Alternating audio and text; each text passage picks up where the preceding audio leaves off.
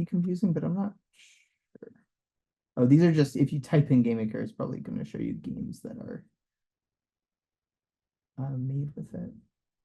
But if you type in GameMaker here, you want this one, which is free. And there are, you'll see like there's professional. So these are subscriptions that allow certain kinds of publishing, but they're not required to publish.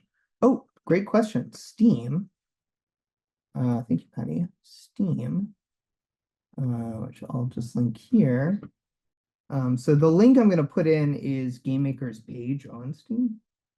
But Steam is a web store and is a client that can be downloaded as an app where you can purchase games or download games that are free, and it keeps a library of all the games that you have purchased or downloaded.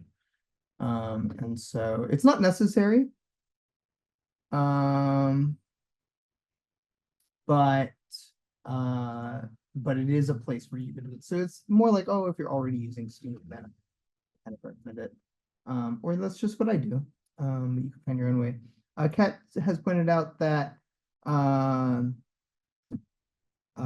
Kat's admin has disabled GameMaker, I'm assuming. And so that may happen, yeah. And so if you can't actively follow along, feel free to watch, follow along in the slideshow, whatever you feel comfortable with. These are tutorials that you can do again, and I think if you've watched it, you'll notice here, it says make your own arcade game in 15 minutes. We're gonna have an hour, but you could certainly do this in 15. Requires an admin login. Yeah, that makes sense. Yeah. So this is something where it's, if you decide that this is something you'd want to teach, of course, we would expect that you coordinate with your admins so that students can get copies. Okay, I'm going to dive right in. So when you're on the Welcome to GameMakers page, you're going to press New. And then under the project type, Game. And then Shooter. And this is actually really convenient because we can just get all these assets right away. So I'll say, let's call my project Games for Learning, PD, Space Rocks. I'm going to choose GML Visual, so under scripting language here. I'm going to choose GML Visual.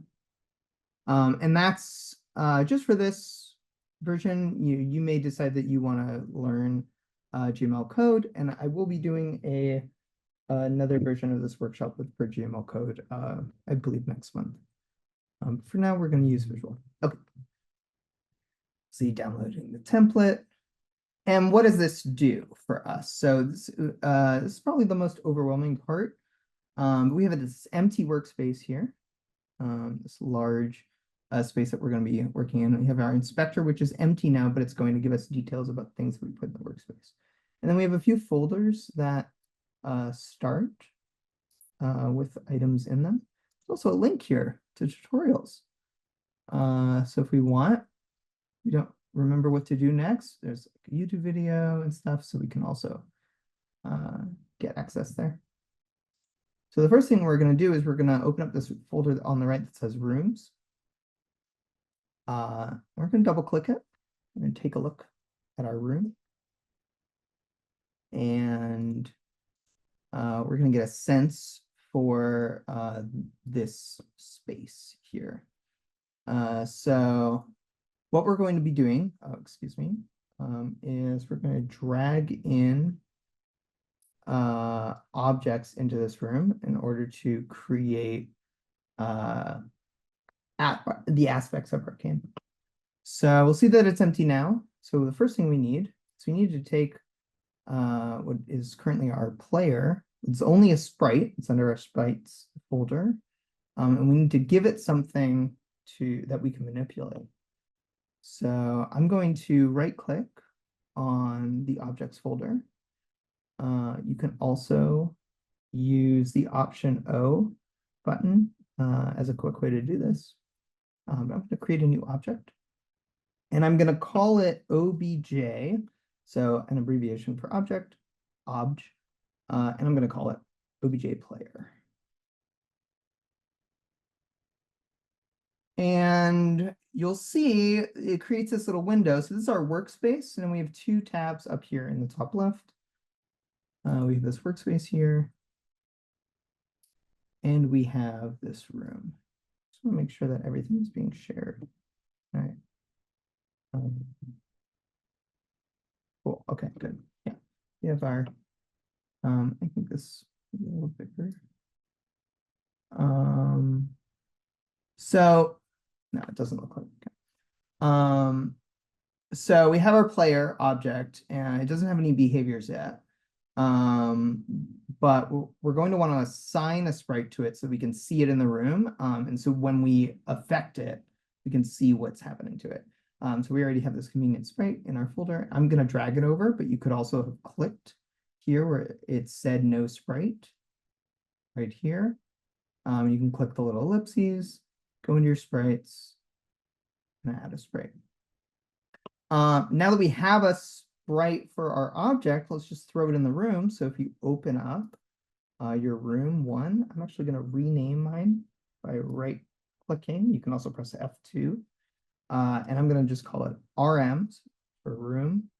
And we'll call it game, room game. I also want to adjust the width and height of the room. You don't have to do this. But for now, let's say 1,000 by 1,000 to make a little square. And if you ever move your screen, there's a top right button here, center fit, or you can press Apple F, and you can reorient yourself. Okay, so now in the room, take my object player, I just drag it in.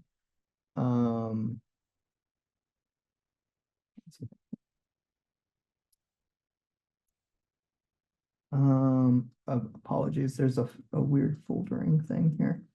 Okay, so you shouldn't have these folders of instances. If you do, you want to get rid of those. You want to be on the instance layer. So in the top left here, when we have our room selected, we have several layers that we can access. And what layers are, they're as they sound. They're like layers of a cake, but like you're facing the cake top down. So the instances layer is going to be the place where we put all of the objects in our game, anything that like interacts. So in an arcade game, that might be your player object and the obstacles they run into, but we wouldn't put things like the text that displays our score. The background is just that. It's for us, it's going to be space. We can leave it blank. But if you are building a game that takes place in front of a castle, maybe you put a drawing of a castle there or something like that. So now that I've cleaned up the cruft there and I'm in the instances layer, I should be able to drag this object in, and you'll see that it has the green check mark now, as before it didn't. Great. So I've got my little player, and I can always confirm that things are running as intended or working at all. So first I'm going to save. So I have Apple S on mine. And then I can go up here to the top left and press play. You can also press F5 to do this. And I'm just going to run the game.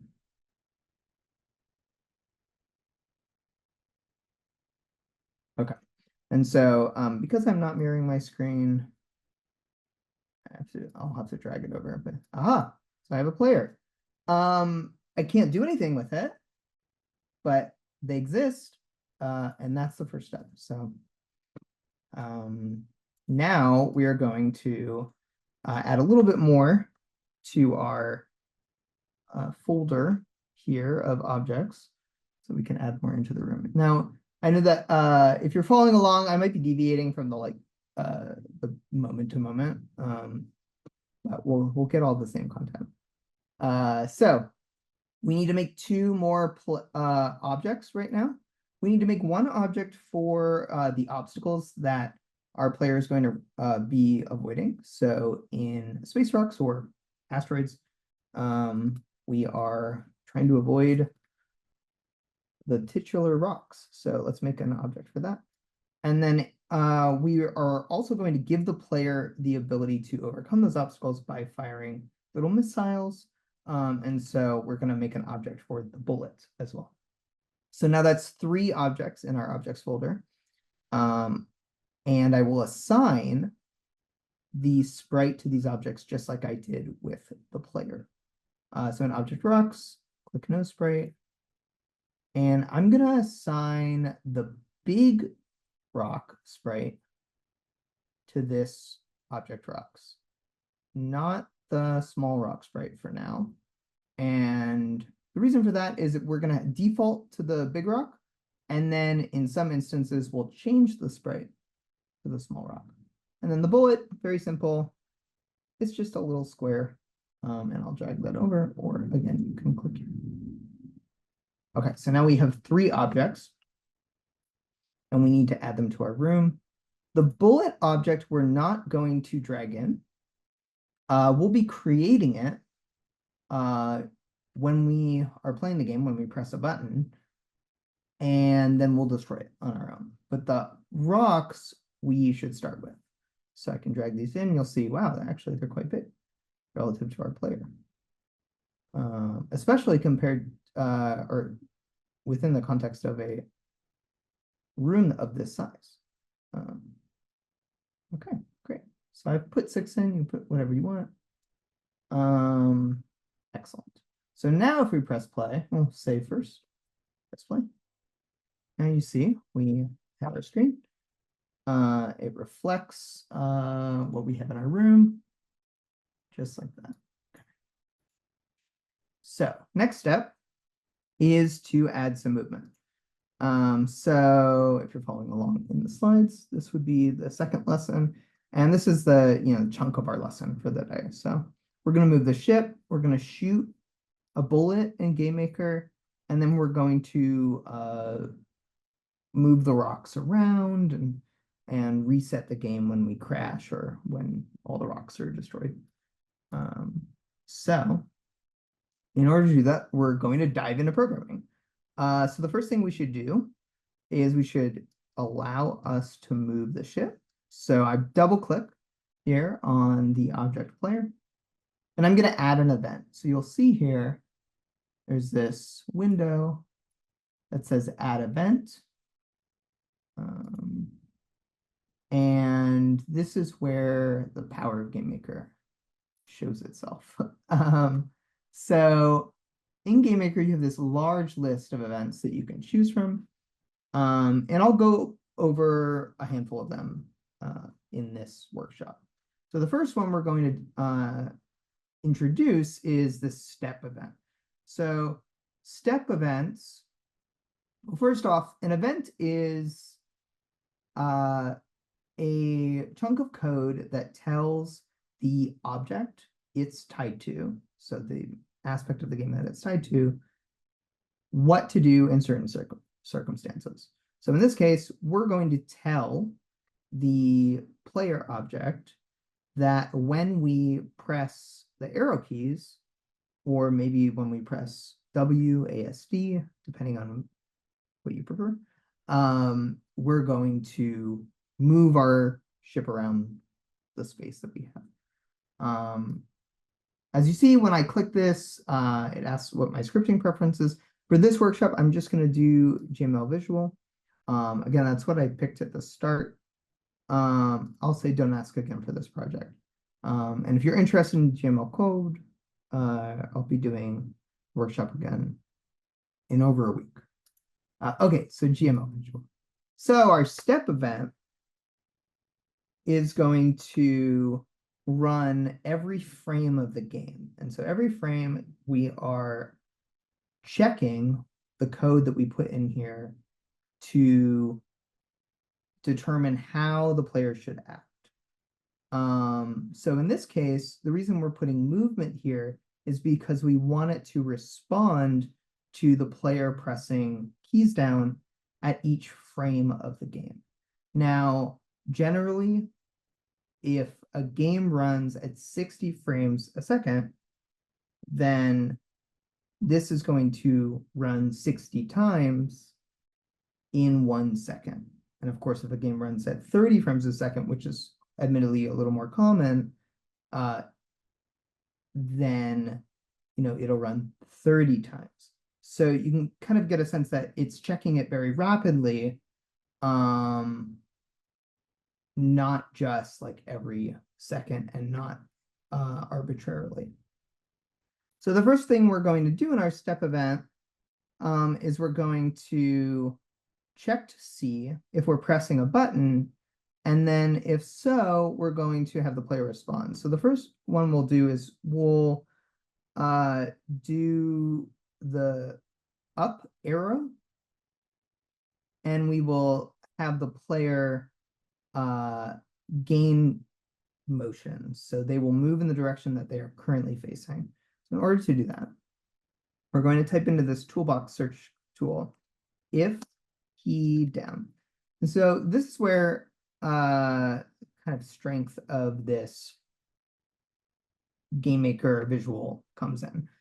That the toolbox you have available it can quickly get you to what you're looking for. So if I maybe type in input, now this is telling me all of the different blocks that I can use that have to do with input. If I type in motion,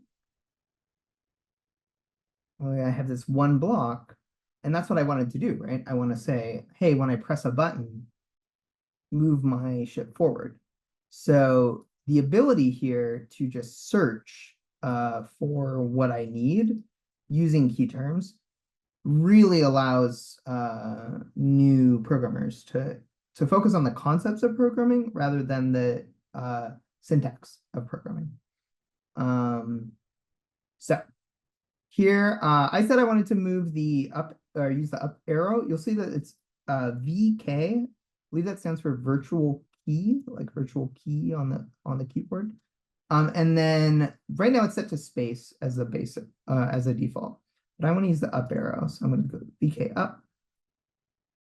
I want to add motion in the direction that I am facing.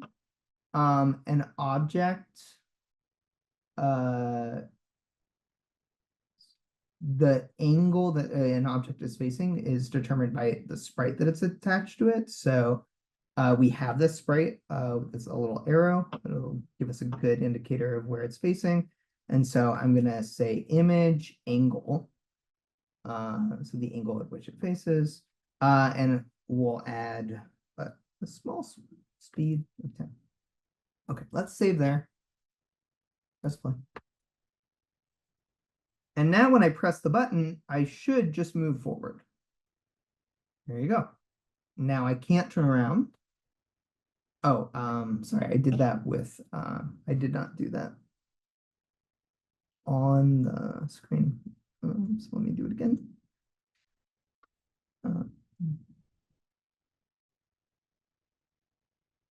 Here you go. Okay, so now I'm going to press the up arrow. And I went off the screen. There's a great question in the chat right now. How do you determine choice of speed and angle? So this will often be your own preference. In the case of the direction, I want it to be the direction that the object is facing, so the sprite is looking, and so image angle is just going to be whatever that is. And speed, we could try something else. So maybe we say 1. That seems like a good number to try. But then, we press play and I hold down the thing and it goes very fast. So in 10 times as fast, actually. Sorry, I keep forgetting that it's not going to pop up over here. Apologies. So just so you see how fast it goes. So you can, it does accelerate. Yes. Yeah. You can barely see the acceleration when it is at a speed of 1, but if you put it at a speed of 0.1, it will it will accelerate. I'm going to see if I can get the link for that was just requested. Here we go. Randy, I'm going to post this again. Let me know if that works for you. Okay. So yeah.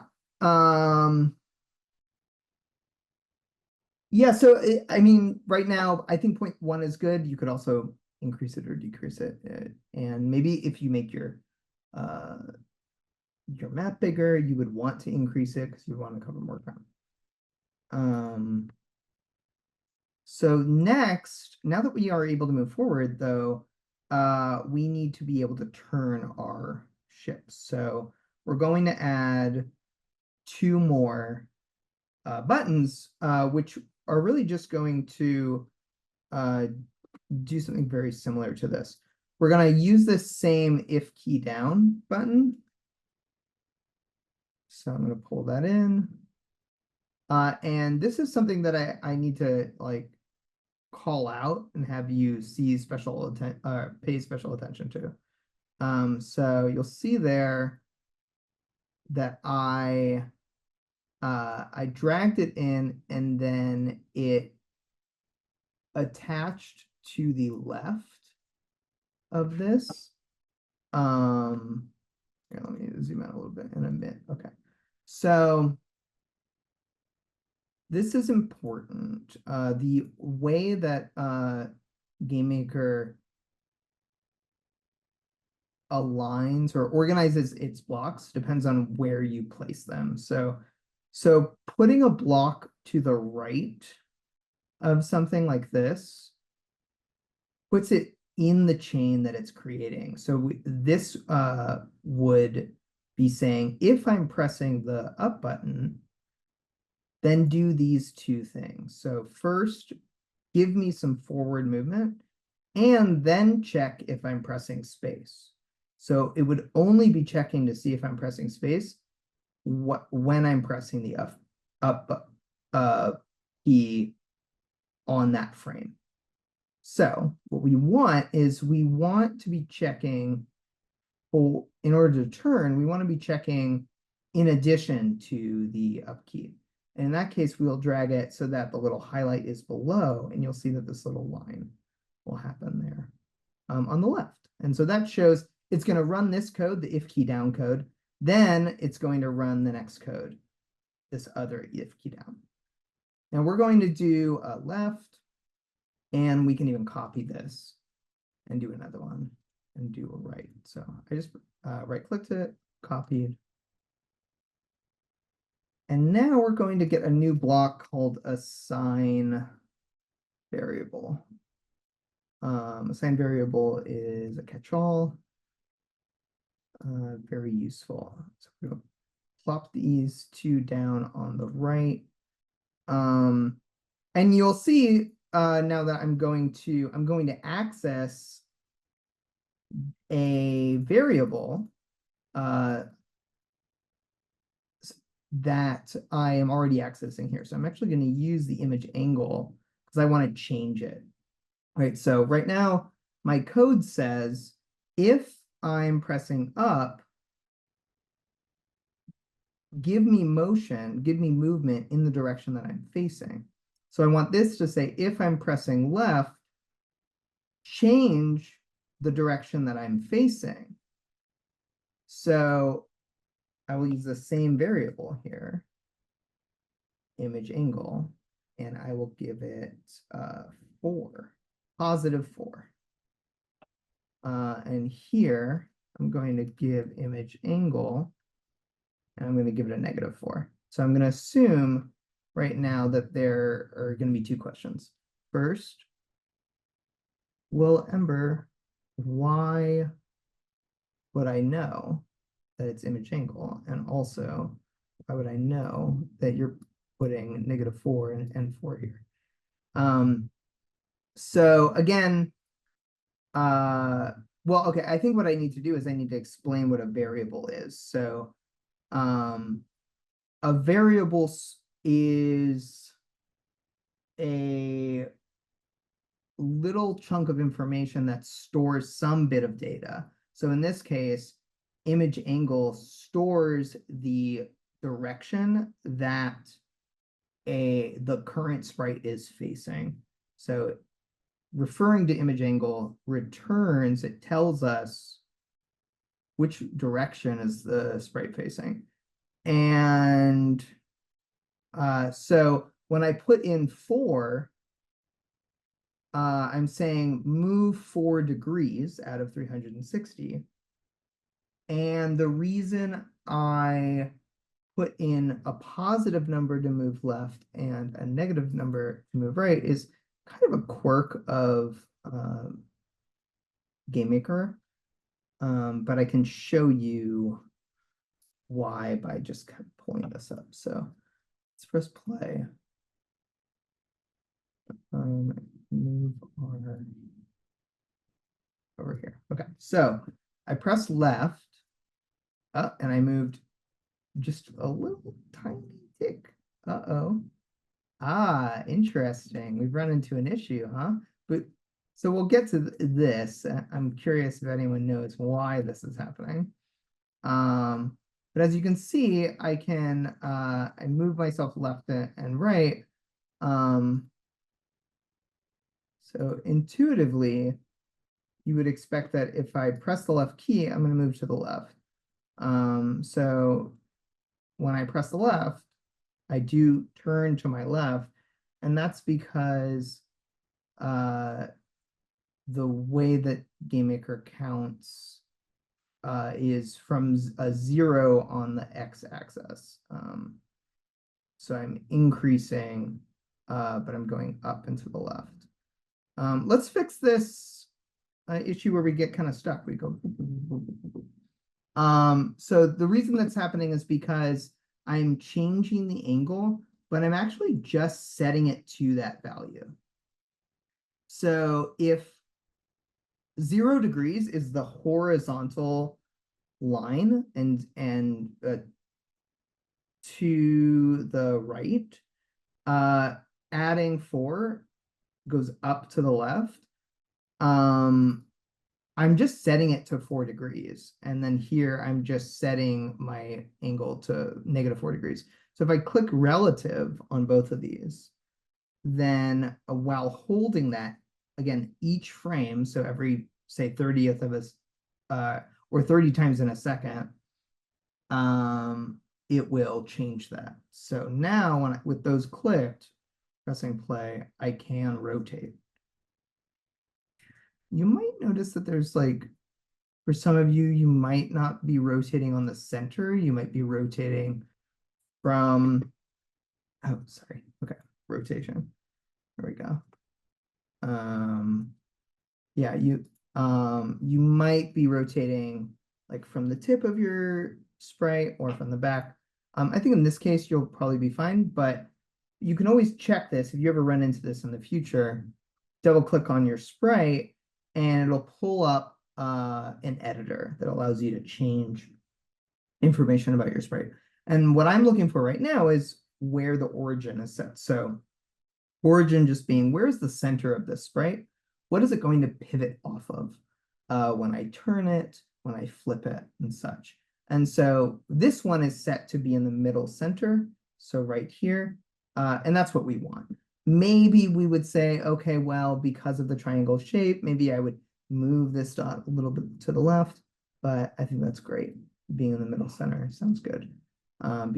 Okay, cool. We're doing well so far.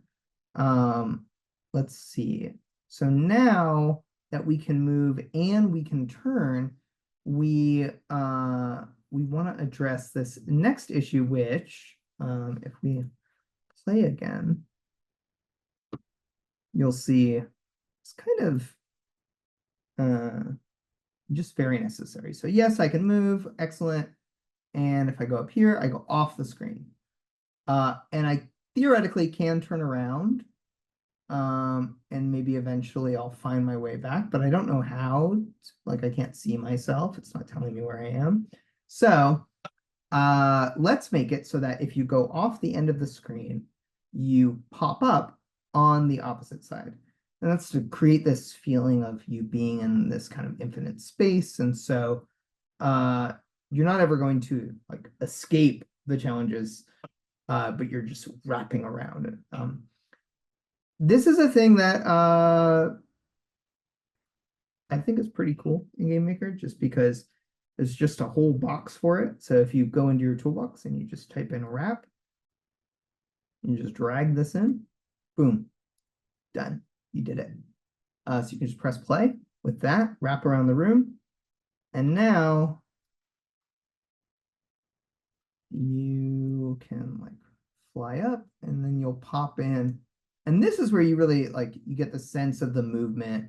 And at this point, I would recommend like, yeah, if you want to change the way that you move, maybe the speed or something, this is a good time to do it.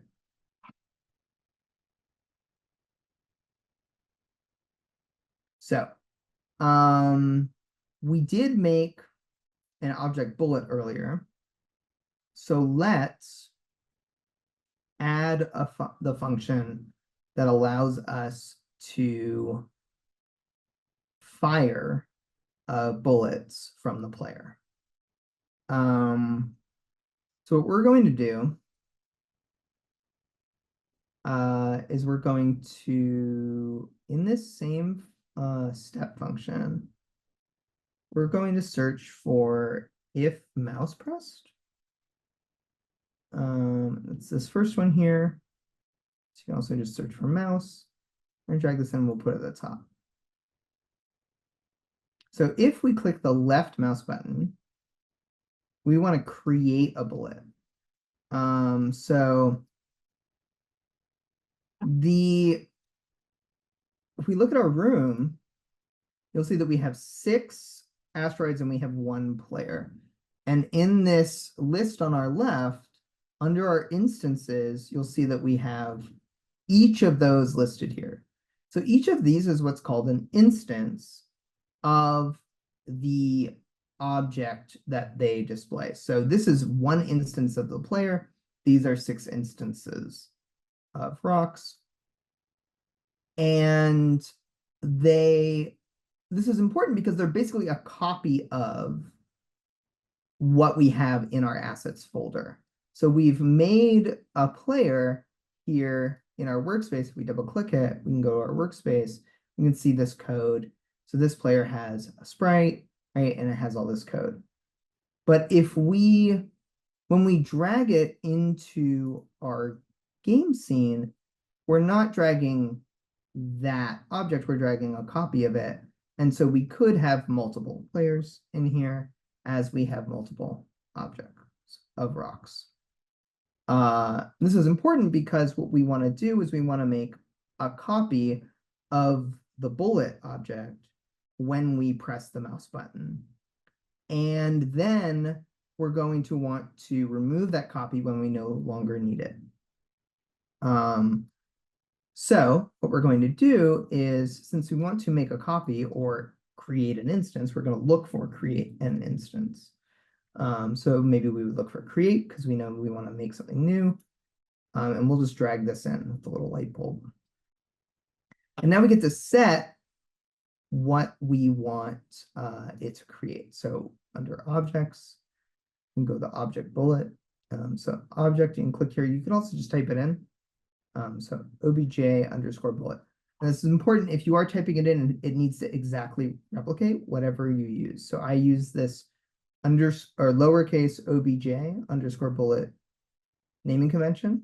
It has to be exact. The other thing I'm going to do is I'm going to create it at the location of the object that is running this code. So it says create instance bullet. Right now, this would be created at, well, actually, this would be created at 0, 0, which is the top left of our screen. So if I press play, here. And show you this. The way GameMaker tracks its axes is the top left up here is actually 0, 0. And then as you move to the right, it increases. And as you move down, it increases. So if I press the left button here, it creates a bullet at 0, 0, which is in the top left. You can see that tiny little dot there. If you can't see it, what we could do is we could make it really big, just for demonstration purposes. So if I go here, I don't recommend doing this. I just am doing it to show you. I make this like, oh, actually, my bad. I should scale the image. 100, 100. Great. Okay, so now it's gonna be a large bullet. And now when I press play, and I show you my thing, now I'm gonna click and you get this much larger bullet, right? And this is also a good example of how I'm creating a copy when I'm creating a new instance, right? So what I did here was all I did was edit the sprite. And now every time the bullet object shows up, it's still using this sprite. And so that is going to carry through, right? So just because I've assigned it. Anyway, we don't want that right now. Oops. So we're going to make it better. We're going to fix it. We're going to go back to 8 like it was. Apply. Great. Okay. So we don't want our bullet to show up in the top left. So we're going to do the same thing that we did earlier with applying the rotation. We need to apply it relative to this value. So rather than at the location 0, 0, we want it to be a location of 0, 0 relative to the players. So 0 away in both directions from the origin. So great, it's relative. That's all we need for now. And when we press play, we will get as we move around, we'll be able to litter this board with bullets. Okay, but the bullets aren't doing anything, right? So now we need to add some functionality to those bullets. So we're going to set it up so that when a bullet is created, so when an instance of a bullet is created, it starts moving immediately. So now that we're satisfied with the code in our player step event, oh, Jessica said she doesn't see the bullets. So let's take a moment. Jessica, if you are not seeing the bullets, then my first recommendation would be to make sure that in the object bullet, you've added the sprite for a bullet.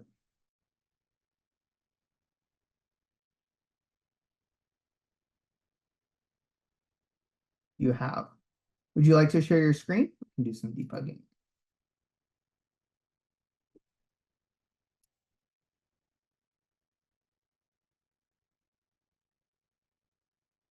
I think I have the ability to allow you to do that. Right, that is true. Okay, well, I'm gonna unshare. We'll do a little debugging real quick. Go ahead and try now.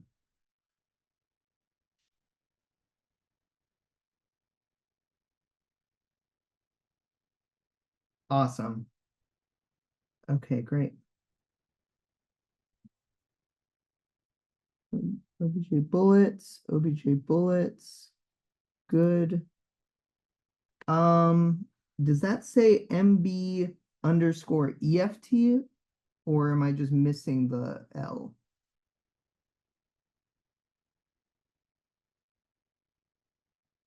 Okay, yeah, there was an L there. Okay. Instances, great. And this is in the player. Awesome. OBJ bullets. can you go to the room and just double click that? That's excellent. Cool. Okay. So go ahead and press play.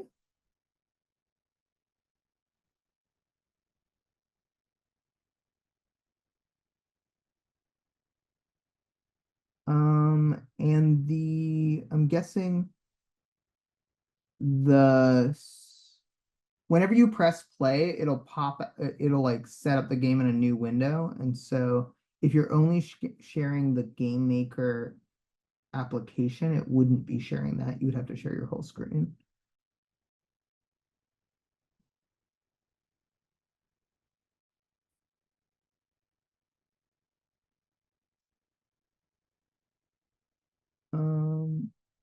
Oh, great. Okay, excellent. So Jessica said in chat that she had to click her mouse. So it works. Thank you. All right, I'll share again now. But, awesome. Well, anyone else running into issues? I set up my chat again. Great. All right, so as I said, so the next thing we want to do is we want to add speed to the bullets that we create, right? So we're creating these bullets, but they're just sticking there. So we're going to open up the bullet object. So I double clicked on OBJ bullet, and I'm going to add an event, and I want a create event. Create event runs in the instant that that a new instance of that object is made, but it does not keep running. So it just runs once. So in this case, because we are creating bullet instances, it will run right away, and then it won't run anymore. And we're going to drag our recently used assign variable in here, and we're going to hit this plus button, which will let us assign two variables. So if you haven't, if you're not seeing this up here, you can just type in assign, or you can type in variable, and you'll find that one. The two variables that we want to adjust are built-in variables, speed, and we want to adjust, I'm going to set that at 10. And we want to adjust direction. Oops. The other built-in variable there. So I'm setting speed to 10. So it's going to move 10 times the speed of the player at start, but we're not going to be adding to it each frame, right? So it's shooting out quickly from the get-go, but it should move at a constant speed. Unlike with the player, where it's adding speed with each frame that you hold the button. The direction we want to be whatever the direction the player is facing, right? Since they're shooting ahead. And that's both because it makes sense, because it's a ship, it's flying through space, but also because it's going to give us the ability to control where we're shooting these bullets. We're trying to shoot the rocks eventually. And so you're going to have to like fly towards a rock, shoot it, and then you're going to have to swerve if you didn't hit it, or maybe you can shoot through and destroy it. Okay. So in order to reference a variable of a different object, we need to type in that object's name.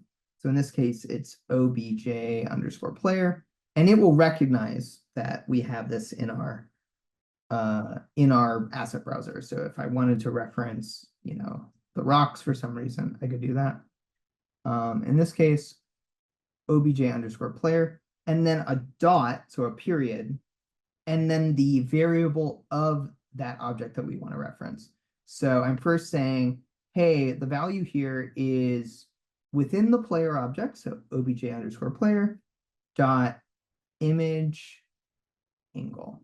And so this is what we did before. We set the direction of the player. We set yeah, we set the player to turn its angle and then move towards its angle, and so we're just setting the direction of this bullet to also fire in that angle. And so now, when you press play, rather than dropping on the floor, it should go off in the direction that you're facing. So, great. So now we want to add interaction between the bullet and the rocks, right? Because obviously the reason that we're shooting these bullets is to destroy rocks. We also want to make sure that when the bullet goes off the screen, we remove it from the game, because otherwise, theoretically, we would just keep shooting, and eventually the game is going to keep tracking all those bullets we made, but we're not using them anymore. Excuse me. So let's start with that, which is just removing the bullets once they leave the room. Very simple. We go to our events under the bullet, and we go to add event. And there should be an event here that is outside of room. So if you go almost all the way down to other, outside room, then we can just type in destroy. Should be a little trash can. Destroy instance. And that's it. That's all we need. We can't, this one's, you can't see it very well because again, it's outside of the room. So you would have to have a debug log to track the location. A debug log is like, you'll see in the bottom area, you have this output section, where it's basically printing information about the game. And so you could write a little note to yourself saying, tell me what the location of the bullet is, and it would update every frame, and then you would be confirming that it was destroyed. We're going to trust right now that this is working. The other thing we want to do is, as I said, we want to really like add interaction here. So I guess what we'll do actually is we'll get the rocks to move around, and then we'll destroy it. Thank you. Okay, so go to the rocks. So opening up the object rocks, we're going to add a, we'll add a create event first. So the first thing we want to do here is we want to give the rocks a speed, just like we've been giving on the other objects a speed. So we'll add an assign a variable speed. We'll give it a speed of 1. Then we want to randomly determine what direction the rock is going to move in. And since they're like floating around in space, they don't have to face in the direction that they are moving. Face, like, not that the rocks have like a header, but they could like look a little more haphazard. So we'll do that. We'll randomize both of those numbers. So we can use this, type in random and just get random number. So it's the flat die icon. We can just drag 2 of those in here. And yeah, decimal's fine. You have a lot of variance. So the first one we want is 360 for what degree is it facing, and we'll assign that to the direction. And then we want 360 for, sorry, the first one was what degree is it moving in, and the second one is what degree is the object facing in. So direction, image, angle. And if we press play now, all of the rocks should just start moving in a direction. Now, there is something that's important to note.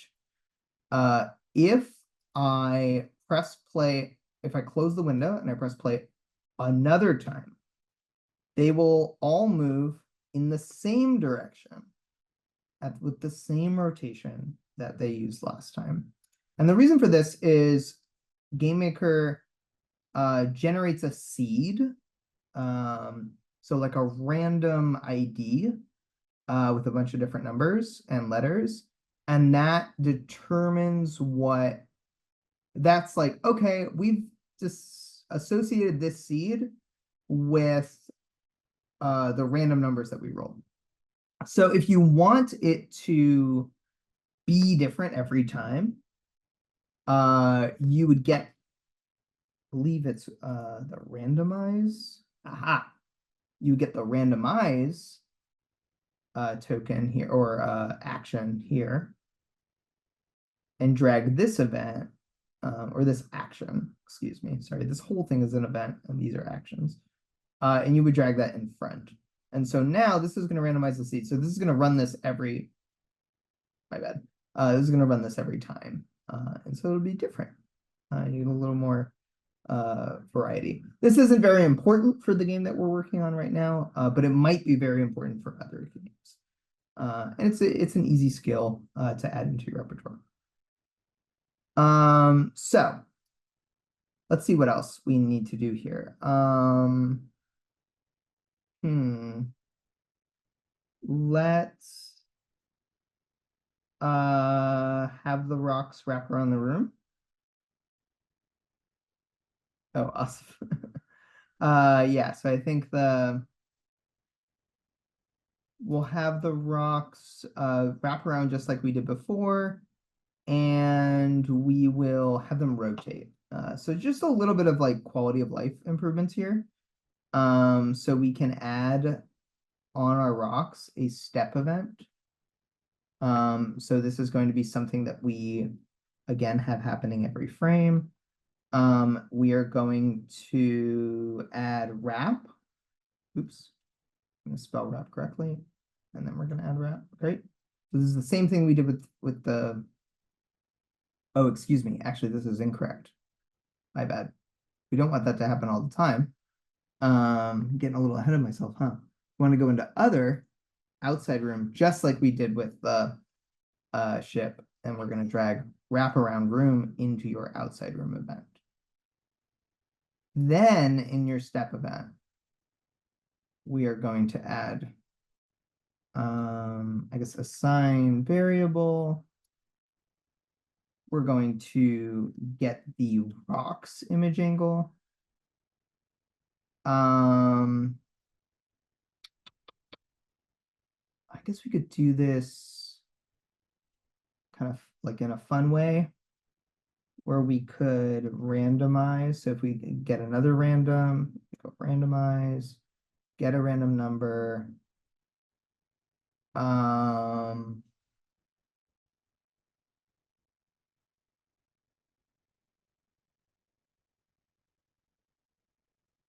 We're already, sorry, I'm thinking it through here. So we're already here choosing which direction it's going to go. Get a random number, and we're already choosing the angle that it's going to move, that it's going to face. So now we want it to rotate, but we want it to rotate in kind of a random way.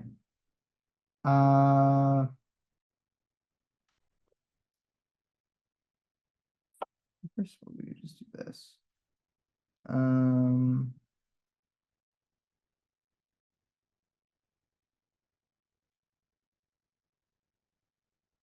I guess this is sort of unnecessary. But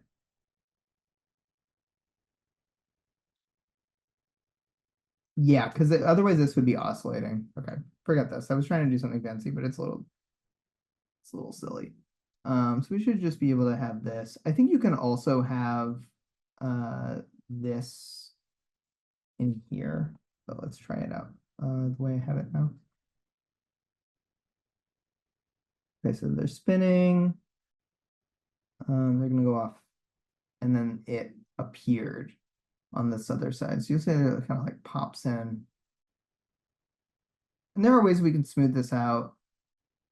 That's fine. You also see that they're like moving in new directions. Okay. So we've got the rocks, they're moving around, but well, remember that shooting them doesn't do anything, right? So we want to create an interaction between them. It's not enough to just say destroy on the rock. We need to set it up to detect that it has overlapped with the bullet. So what we'll do is we'll add another event here, and we're going to use the collision event objects, and we're going to select the bullet. So remember, this is under the object rocks. We've selected an event specifically for colliding with the bullets. Now we can do destroy instance. And in this case, this requires maybe a fine eye on a shared screen, but you'll see that there's a little down arrow here next to the title destroy instance. And if I hover it, it says apply to a different instance. So if I click this down arrow, it lets me select self, other, all, and then a list of objects. What I want is I want to destroy the object that the rock has collided with. So in this case, the rock wants to destroy the other object, the other thing in this interaction or in this collision. So, and it'll say right here, destroy other on other. Great. Now we're going to add a little special effect.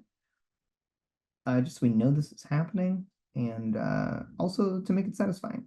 So if you type an effect, you can drag in do effect. Explosion, we can put it above the object, so we'll always see it. And so it'll cover that bullet, and so we'll see the, oh, it looks like it's exploding.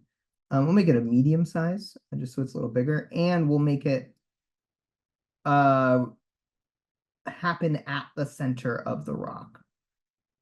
We'll keep it white, and get a random number.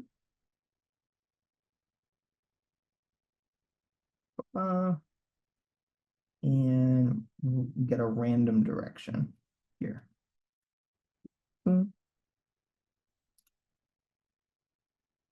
Okay, so now we have code that does that destroys the other instance, which is the bullet in this case. And now it causes an explosion effect, and then it sets the direction of the rock to a random number, which we're going to use in a moment when we cause the rock to change when it gets hit. But right now, let's aim at, in our game, and shoot one of these rocks. So if I click, boom. So you'll see that the directions changed slightly. The bullet disappeared and a particle effect happened. Aha, see, it's a little more dramatic. You can see how their direction is changing. Of course, remember, random does not exclude a direction that's similar to or the same. So you could like hit it and nothing appears to happen, but it just happens to randomly roll a close number. Okay. So now obviously we need to have it so that the rock is destroyed, that an effect actually happens. And what we want to do is we want to make the rock break down into smaller rocks. So I'm actually going to drag in this slideshow that we linked just to show you the logic here, because this can be really useful. So here's what we want. We have a big rock. If the rock is currently using the big rock sprite, when it is hit by a bullet, we want it to become a small rock. If if the rock is not using a big rock sprite, when it is hit by a bullet, we want to check to see if there are already some number of rocks, we'll say 12. If there are fewer than 12 rocks, we want to make a new big rock. If there are already 12 rocks or more for some reason, then we want to destroy the rock that we shot. So this is so that we don't clutter the screen too much. And we might make those rocks spawn outside of the screen so that it's not like they're coming out of nowhere. It feels like you're flying through an asteroid field. Okay, so in order to do this, we're going to make a little chain of logic. So we're going to, in this same collision event, add the following for the rock. So we've just gotten our random number. Now we want to check a variable. So we're going to use an if statement. So if this, do this, otherwise continue on. So we're going to go if, and what we want is, remember we said we want to check to see if the rock is currently using the big rock sprite. So we're going to check the variable for the sprite index. And we're going to see if it is equal to, so if it is exactly the sprite rock big. So that's just the sprite name in our sprites folder. If this is the case, then we want to set the sprite of this rock. So go to set, or rather type in sprite in your toolbox. You want to set the sprite, drag it to the right of this if statement so that it follows through. And you can then click this and choose the small rock sprite. Make sure that this is the case. We also, because we're shooting this big rock, and the fiction of it is it's like being blown into a bunch of smaller pieces, we of course want to then make more small rocks. So let's do a function call. And this just says call any function with optional arguments. And so we're going to call the function instance copy. We're not going to put in the perform event parentheses.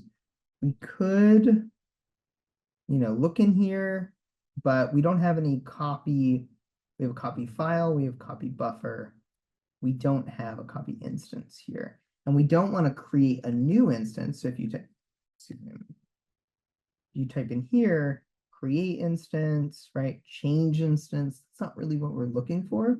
So in this case, we do want to use this more complex function call.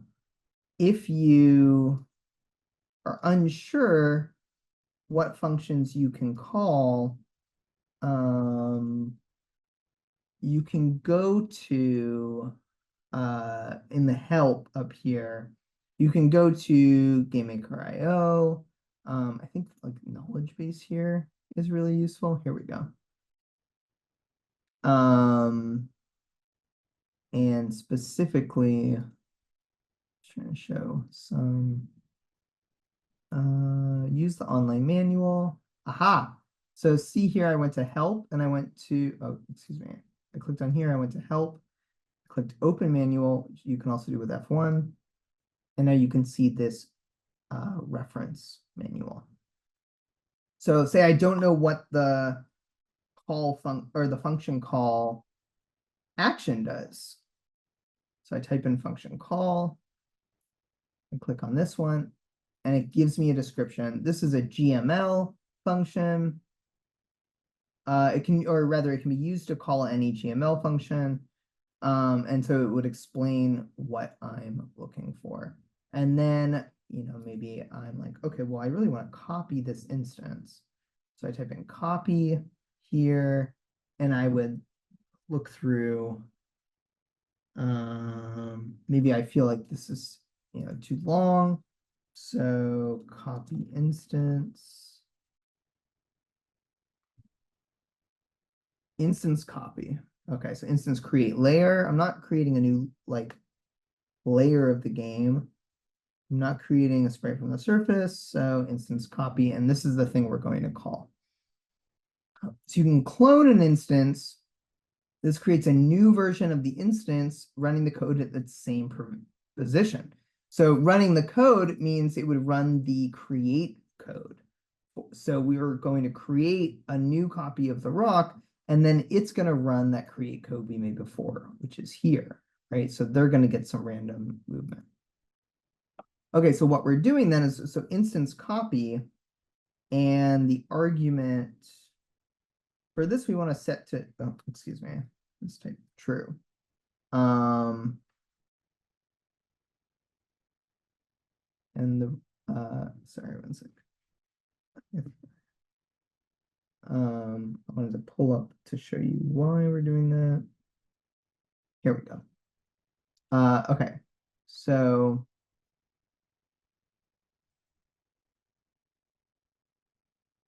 the perf argument is used to instruct this new instance to perform the create event or not.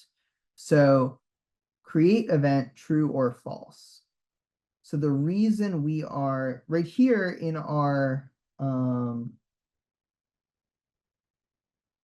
our function call, it just says argument, right? So by looking at the manual, we learn that we want to put true in here because we want it to perform this create event. If we put false, then it would copy the object, but it wouldn't get speed and it wouldn't move in a random direction. So in this case, we're going to do true.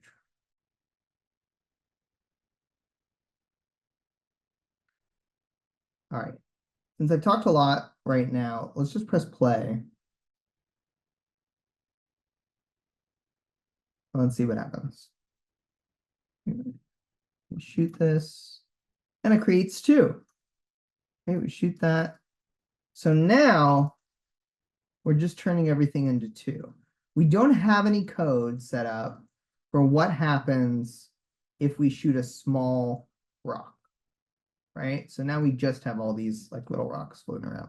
So we'll do that now. So we're checking here, see if the variable of the sprite index is that this sprite has a big is using the big, excuse me, if this object is using the big rock sprite, then do this. So now we want to add something to check to see if that's not the case. So otherwise else. So if this, run that, else, and then we want to say check this variable. So check this first. If this is false, so here, check these. So else, if the instance number, so this is just the number of instances of whatever object I put in here. So in this case, object rock. If that is less than 12, set the sprite to the big version, and then one second.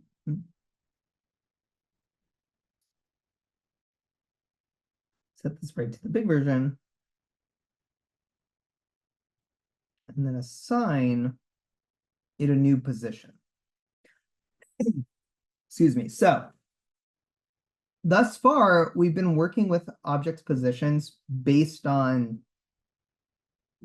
just like relative to where they are. So saying, hey, add a new bullet at the same position, that same X value, the same Y value as the ship.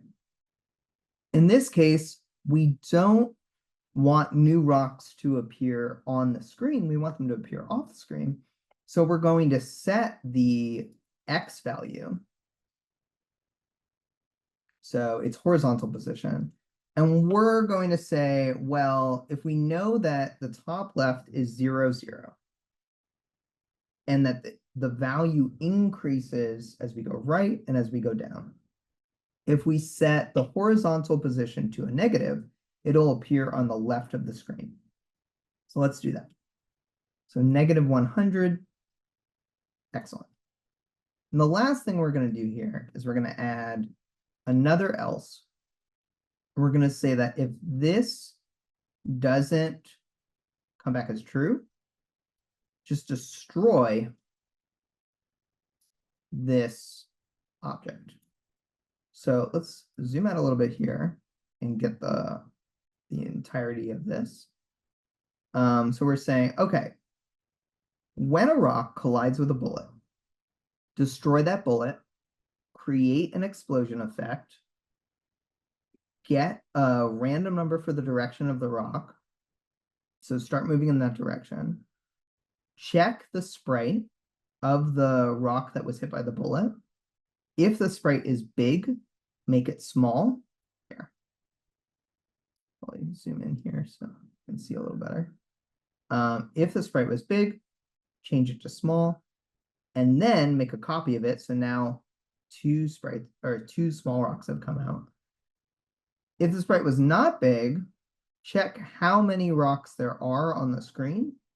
If there are less than 12, then create a new rock off the screen that will then spawn and start moving. Or if there are 12 or more rocks, just destroy the one you've that has been shot, right? So these little ones get destroyed. Okay, let's give it a go. Save, press play.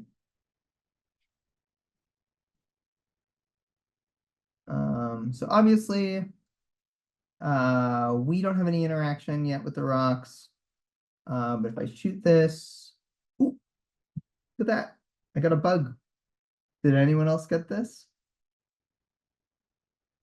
So let's see. If object rocks, cool.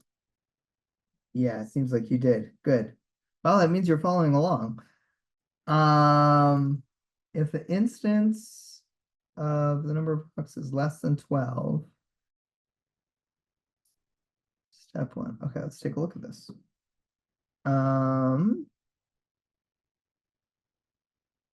Let's see. Pairing action of 1 step event. Then object bullet for object rocks. I see. It's this. The variable unknown object rock is not set before reading it. Okay.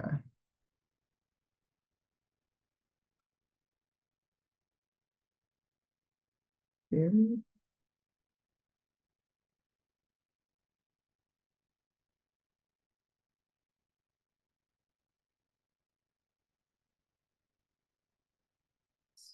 fair. Instance number less than 12. Here's what we're going to do. We're going to do a little debugging. We'll first disable this. So if instance number object rock, that's where we refer to that. I guess so I can shift K all this to disable. This is going to happen a lot. Oops, excuse me. So I'm glad we got a live bug we can work through. So let's press play. Right, I shoot. Oh. Up here. Okay. So I disabled the code we just added. so we know that it's in this new part of the logic chain where it's not a problem with copying, it's a problem with checking the instance number of the object rocks. What it's saying here is that object rock is not being declared beforehand. We might want to look at our manual for count. We have get instance count.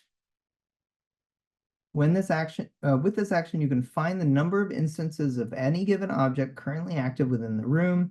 You can select any object from the resource list, or you can use the special word all to get the number of all instances active. Okay, so there's that, but there's also what we're using right now is instance number. With this function, you can find out how many active instances of a specified object exist in the room. When checking using this function, if the object is a parent, then all child objects would be included. We're not doing parents right now, so we don't have to worry about that. Instance number, instance create layer. Okay.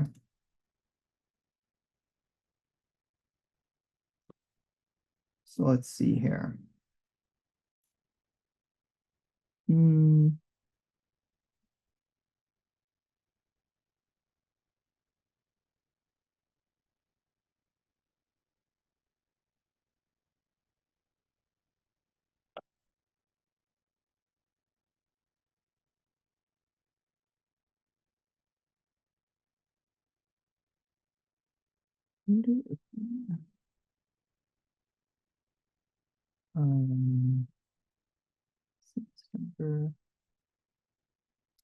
This probably won't work, but I'm just going to try this real quick. My debugging.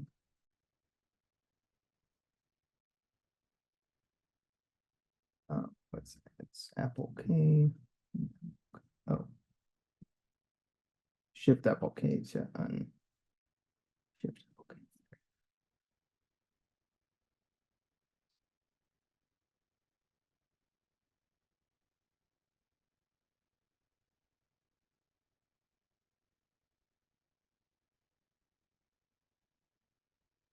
We expect this to break because it broke last time.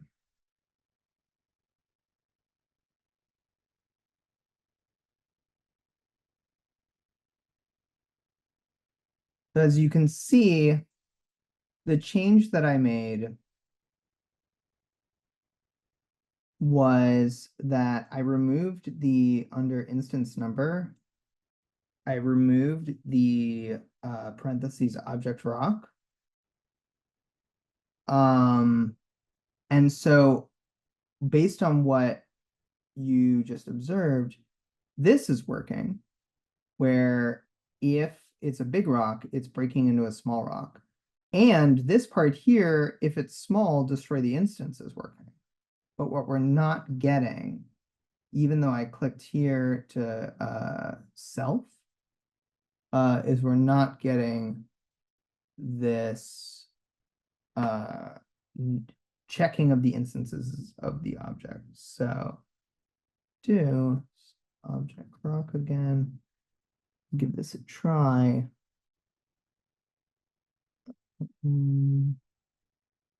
Is it to less? Could be less or equal to. Oh, well, that's OB. So it needs to be OBJ rock. Oh, well, that's the issue. I don't know if you ran into this as well. I had typed in rock, and even after warning you all, I have this as object rocks. So let's see if that works. Always be mindful of your naming. Okay. We rotate and we shoot at these things. And look at this. We're shooting them, they're being destroyed, and they are spawning anew, even though I'm destroying new ones. So hopefully that's working for everyone now. Jessica, I think you probably did something similar to me. If you were following closely along, you got trapped by my lack of detail. Okay. So now that we have the rocks correctly destroying themselves or being destroyed by bullets, we can, great, awesome. Good to see the cool. Now we can set it up so that if the player collides with a rock, the whole game restarts, right? So this is the wrap up of our game loop. And I want to recognize that it is about 25 minutes until the end of this session. So we're going to add this game loop part. I'm going to open up for questions after that, and to help anyone that needs help. And we're also going to have an exit survey. Okay, game loop. So what does it mean by game loop, Amber? It's what is the series of events that the player goes through again and again? Like, what is the ride from start to finish and wrapping back around? So in this case, the reason that a player being destroyed when colliding with rocks is part of our game loop is we want to add tension to the gameplay. We've given the player all the power here. They can fly around, they can shoot rocks and destroy them, but there's no risk right now. And this is where the tuning that we do for movement is going to really matter. And so it can be difficult to figure out what those speed values and such that people are asking about, what those should be until we have some of the core systems in this case, player losing. So we will go back to our player object, excuse me, and we will add a new event, and we'll add a collision, just like we've done before. And this will be a collision against the rocks. And what we want is, we'll probably want an effect. We want to destroy the player's object, but if we destroy the player, the only way that you can currently interact with the game is through the player object. So when we destroy the player, we'll also have to set an alarm. And the alarm is going to count down for like 2 seconds. It'll count down by frames, so 120 frames. And then it'll activate something in a different object.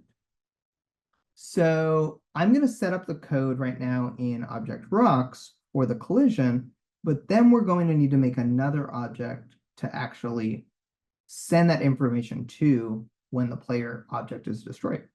Because otherwise, if the game resets in the player object and we've destroyed it, it wouldn't be able to do that. It wouldn't be able to activate it. Okay, so let's do an effect. And could do an explosion, but we're already doing that when we shoot the asteroids with rocks. So you choose what you want. I'll do the firework. Above, medium, relative. Right, so it's going to be a firework effect on top of the location of the player when it collides with a rock. We'll destroy the instance of the player. In this case, we're not setting this to other. We want the player's it's interesting. Yeah. We do want the player's instance to be destroyed, but let's try this out. We might run into an issue. And we're going to add an alarm. Okay, so I mentioned we want it to be 2 seconds. And so if we're assuming that it's a 60 frame per second game, we're going to set the count into 120. and we need to make this alarm. So we're pointing at alarm 0 right now. And so we're going to have to create that. So in our objects, we're going to create a new object. So right click on your objects folder, go to create object. We're going to just make an object called obj game. And this object is just going to exist to run processes that like touch many objects in our game. So it's kind of like the manager in our game. It receives information from a bunch of different pieces from the game, and then it makes kind of executive decisions. And in fact, we don't even need to add a sprite to this object because it's going to exist in our game room, but we're not going to be aware of it. So if you open up your room game, or whatever you call it, and you drag in object game, you'll see this little question mark icon, and that's fine.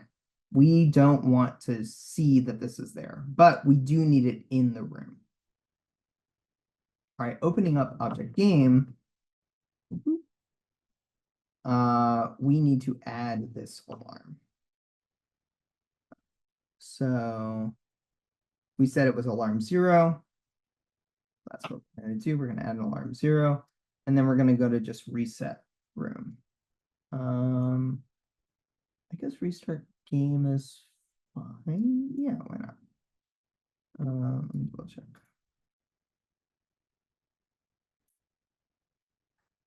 So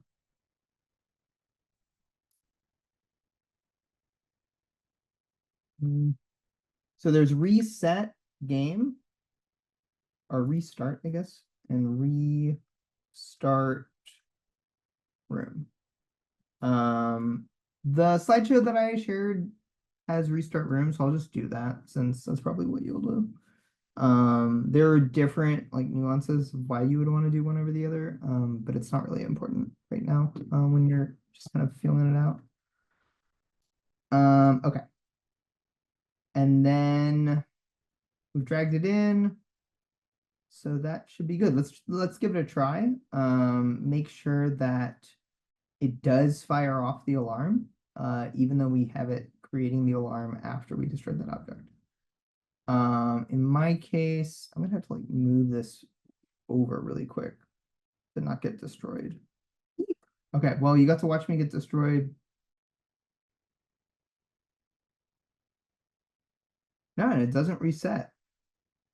So my assumption here was that it wouldn't reset because we create the alarm after the object is destroyed, or the instance of the object is destroyed. So there's nothing left to create that alarm. So what we're going to do is we're just going to swap this order and see if that works better for us. Great. Bring it over, gets destroyed. We're hoping for 2 seconds, it'll reset.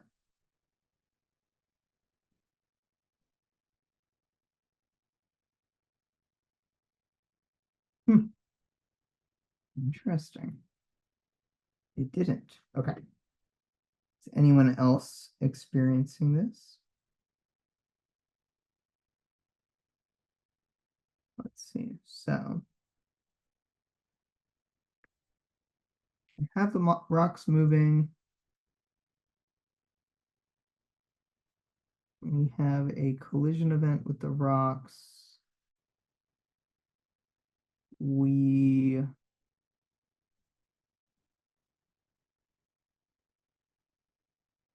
Oh, of course, of course, of course.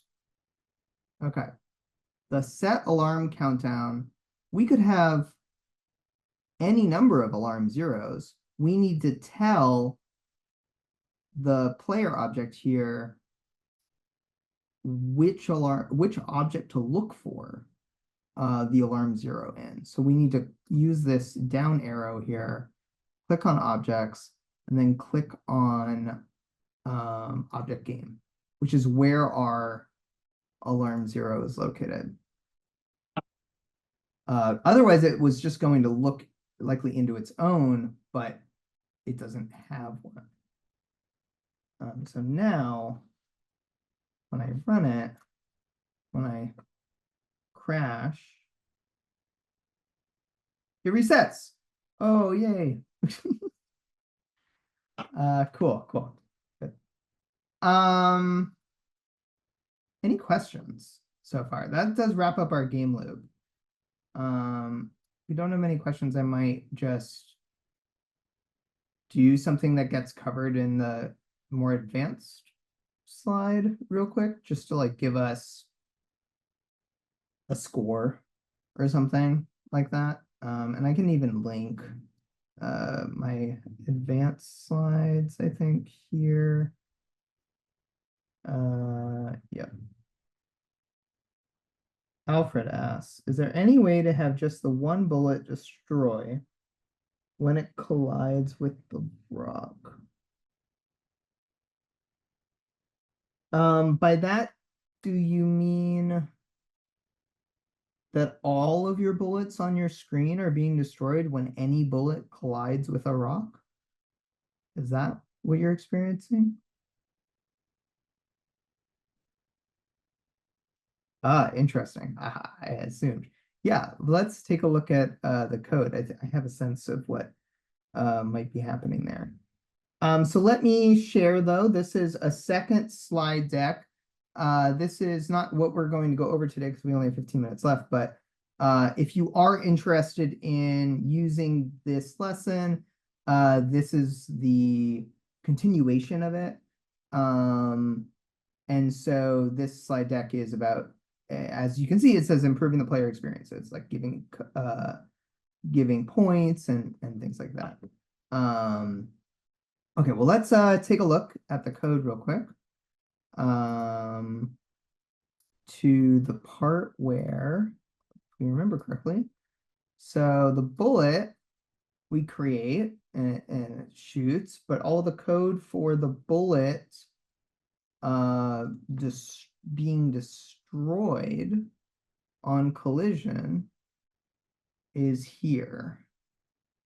So I have it set, excuse me, to destroy instance other.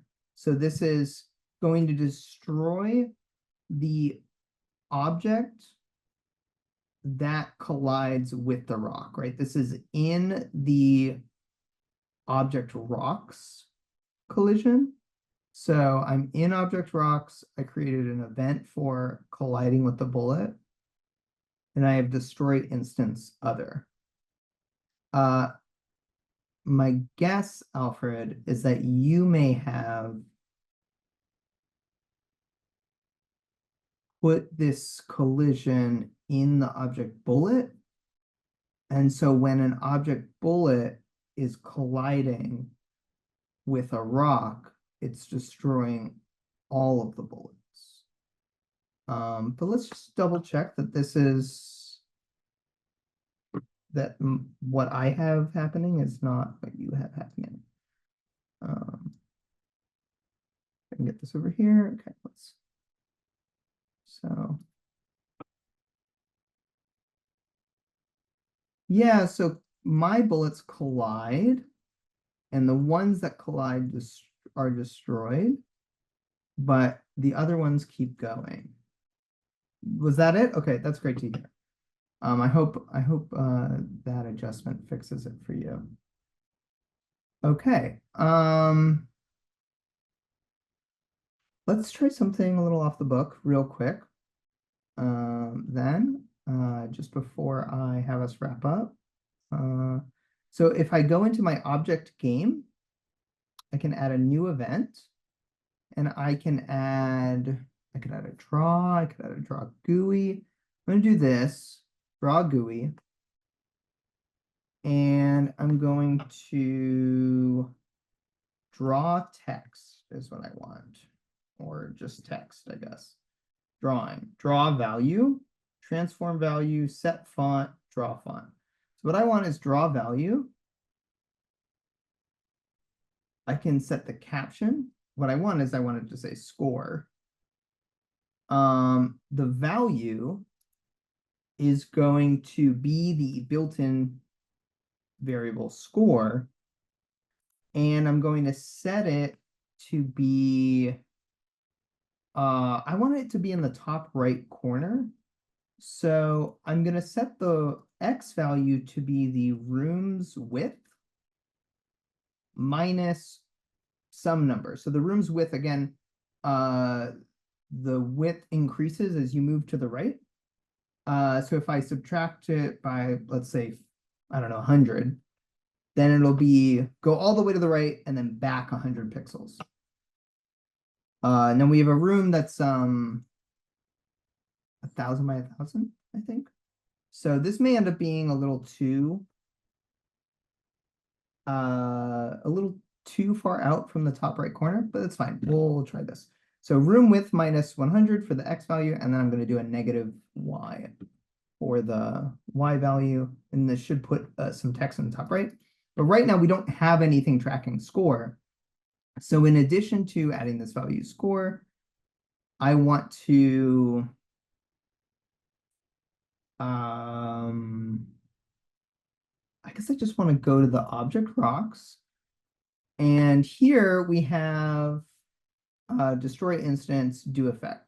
So right after destroy instance before do effect, I'm going to go to assign variable and drag this in. I'm going to change I'm going to set the variable here to score, which again is the built-in score. And then I'm going to give it a value of 1 and make it relative. I also want to, because, well, let's try this. Let's try this first. There's one thing that I know instantly we're going to have to address. Okay, so here I am.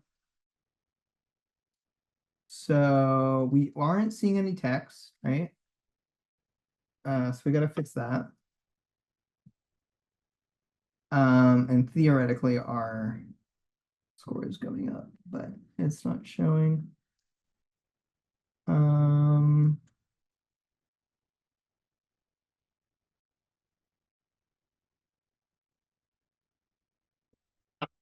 Actually, let's try this instead. I think this will work better in a draw function. I'm just going to cut this.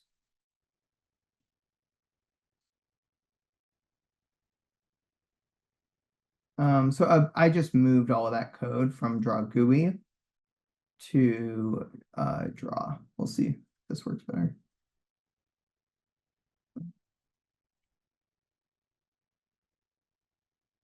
Okay, so I crashed and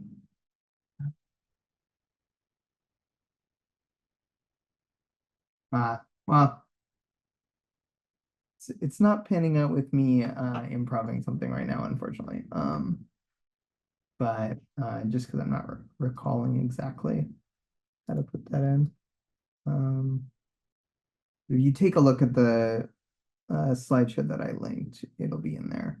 I want to make sure that we have time to get to the last bit of our slideshow because I'm required to share a workshop feedback survey. So let me just put that into chat for everyone first. Please take a moment. I think this is correct. It actually doesn't say that you have access to it, huh? Let me double check. Okay, complete this survey. Okay, here it is. Here we go. I'm going to delete that last link. All right, everyone, here is your survey link. Supposed to give you 5 minutes. Yes, it will, yeah.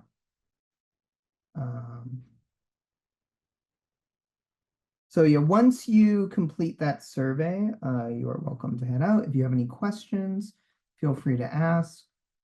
And I'm just gonna complete this.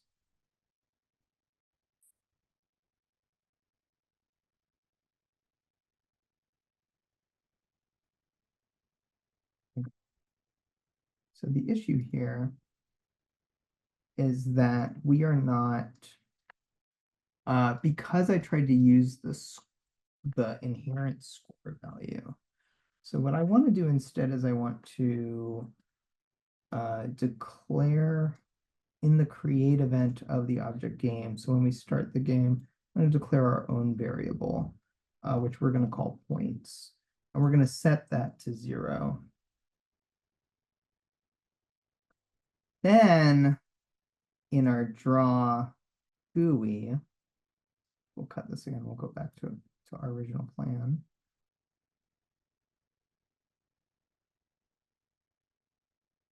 Draw GUI, we have our draw value. We're going to draw that width. Oh,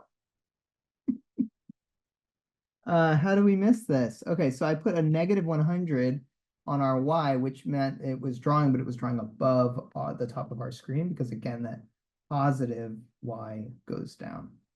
So probably didn't need to make all those changes, but that's fine. It's actually better practice to assign a variable here that we can then refer to. And then in our object rocks, again, I was assigning score, but we're going to just do points. I guess it would be object underscore game dot points.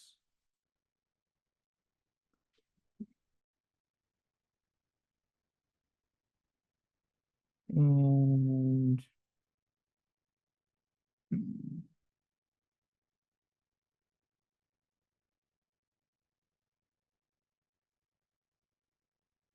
that should be fine, right? All right, let's test it. Maybe. Hey, look at that. There's a score. Of course, I need to drag this over. Aha. And if I click, I get a point for everything that I shoot. Ah, look at that. Okay, yeah. So the issue here was that I put the text too high, and now it's too low, of course, right? So if I want to go to object game, rather than having it be negative or 100 points down, maybe I say 40. And maybe, this is even like 150 from the right.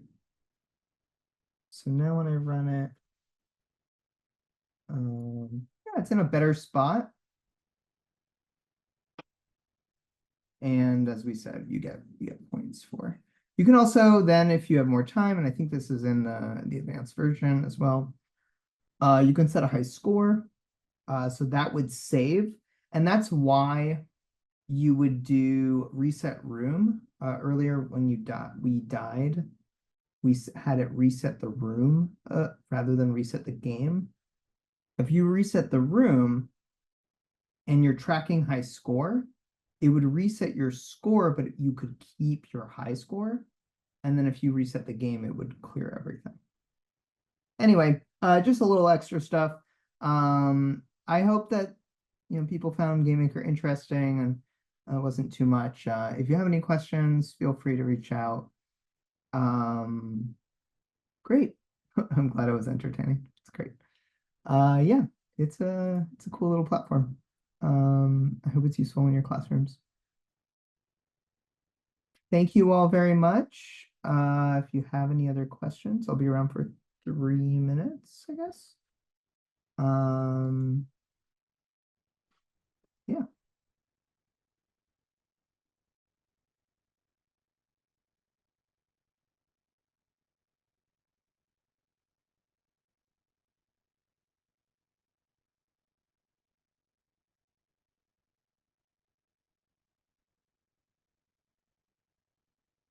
You're welcome, everyone. Thank you for joining.